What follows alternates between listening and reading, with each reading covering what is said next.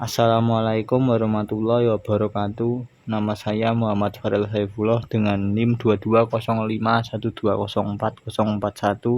Saya ingin menjelaskan tentang routing dinamik. Routing dinamik adalah sebuah router yang memiliki dan membuat tabel routing secara otomatis dengan mendengarkan lalu lintas jaringan dan juga saling berhubungan antara router lain dengan router lainnya. Protokol routing mengatur router-router sehingga dapat berkomunikasi satu dengan yang lain dan saling memberikan informasi. Routing yang dapat mengubah isi forwarding table tergantung keadaan jaringannya. Dengan cara ini, router-router mengetahui keadaan jaringan yang terakhir dan mampu meneruskan data ke arah yang benar.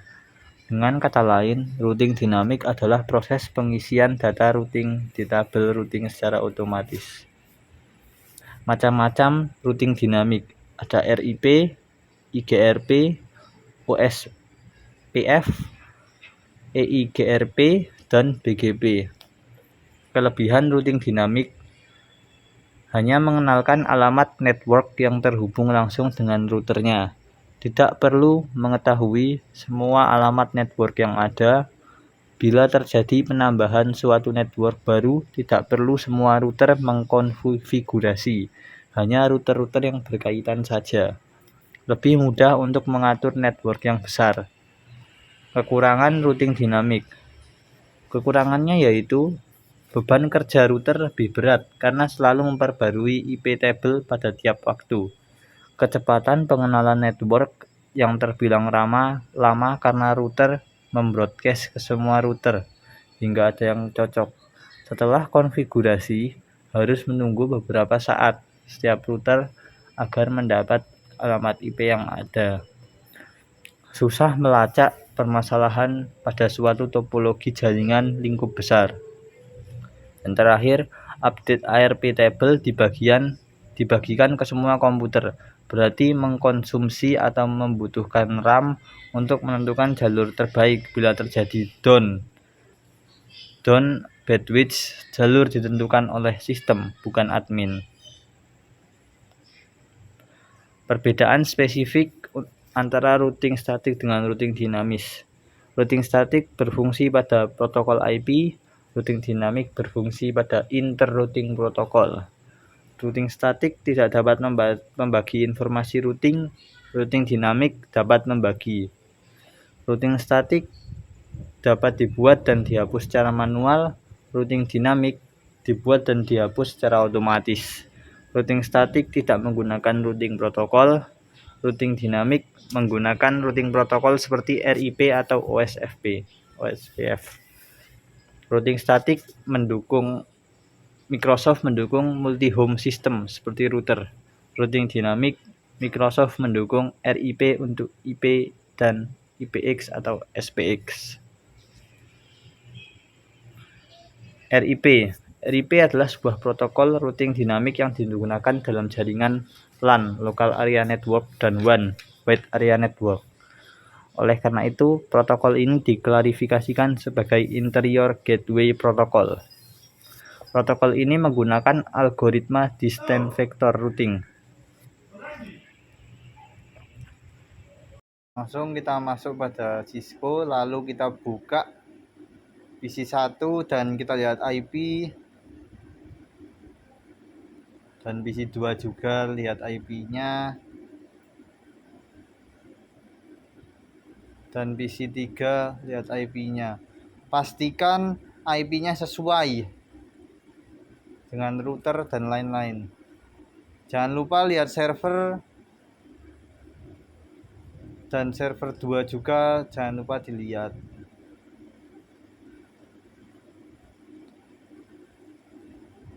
Setelah itu buka masing-masing rute dan lihat interface-nya. Untuk rute 1 kita lihat Fast Ethernet 00, Fast Ethernet 10, dan serial. Perbedaan dari routing statis dengan dinamis adalah routing statis harus mengisi manual dan routing dinamis hanya memasukkan RIP. Jangan lupa pada router 2 masukkan RIP dan fast Ethernet 00 serta serialnya. Selanjutnya kita masukkan pada router 1 yaitu No Auto Summary dan juga version 2.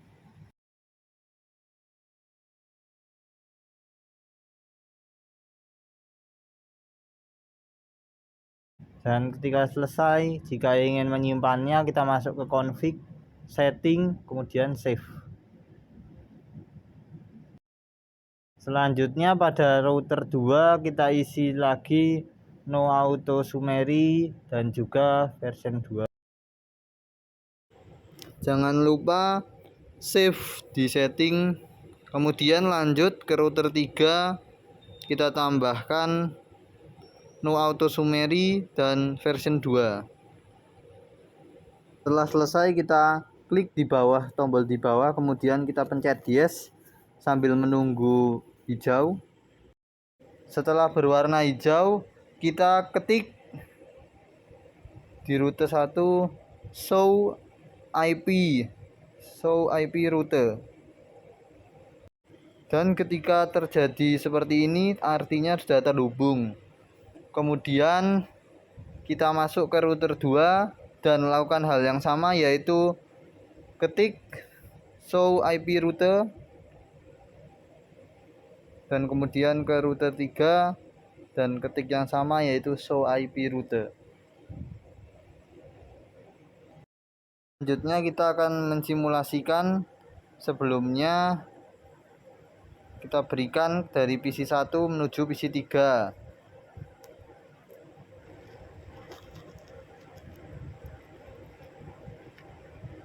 Setelah 2 kali percobaan, akhirnya sukses.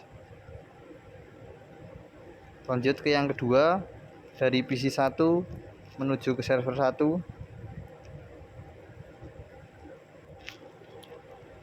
Nampaknya error, kita coba ulang lagi.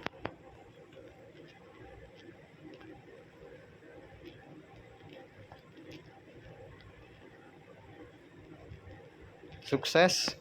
Kemudian lanjut ke yang ketiga, yaitu dari PC 3 menuju ke server 1.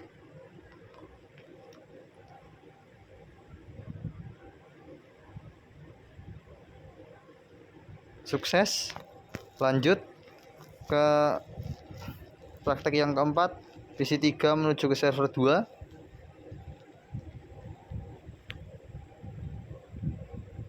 Sepertinya error, kita coba ulang lagi.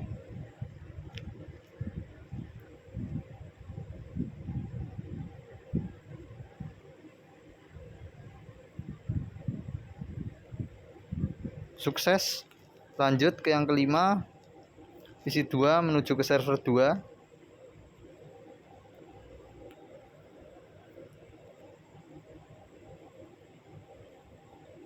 Sukses lagi. Selanjutnya kita hapus semua dulu. Lalu kita buka router 1 dan kita off-kan serial 3 menuju ke router 3. Terlihat di sini berwarna merah, tanda tidak connect. Dan kemudian kita coba mengirimkan pesan, dan kita hapus dulu, coba ulang lagi. Kita kirimkan pesan dari PC 1 menuju ke server 1. Karena melalui router 1 menuju router 3 di blok, muter menuju router 2 dulu, lalu menuju ke router 3. Sekian yang dapat saya sampaikan. Bila ada kesalahan mohon dimaafkan. Wassalamualaikum warahmatullahi wabarakatuh.